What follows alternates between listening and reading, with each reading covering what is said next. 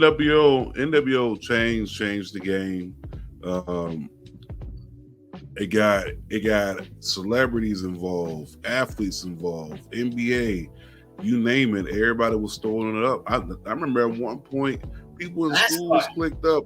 I You think, know what I'm saying? what you said?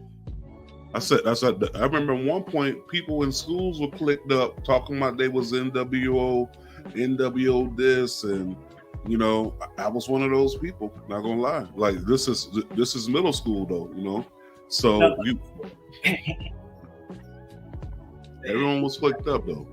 yeah, I mean, it was cool, but then you started seeing so many people that it's like the only one. I'm not gonna lie, the disciple. At first, I didn't know that was Beefcake. You know what I mean? At first, The and disciple, yeah. I didn't know that either till afterwards. yeah, so it was cool back then because the internet wasn't popping like it is today.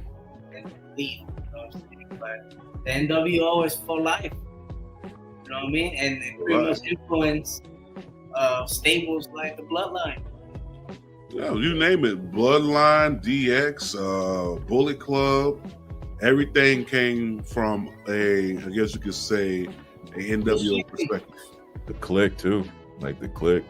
NWO was pop culture, and it was cool to be the bad guy. It was cool to be the badass. It was cool to be a rule breaker. And Hulk Hogan, Scott Hall, and Kevin Nash were a very instrumental part of the NWO and the influence it still has today. NWO is still one of the top selling shirts, and most of the pretty much everybody in the NWO are non-existent with wrestling, but the impact that they've left is it's still one of the top 3 factions of all time, if not number 1. No, real talk, yo. Shout out to Dr. Joe Brown.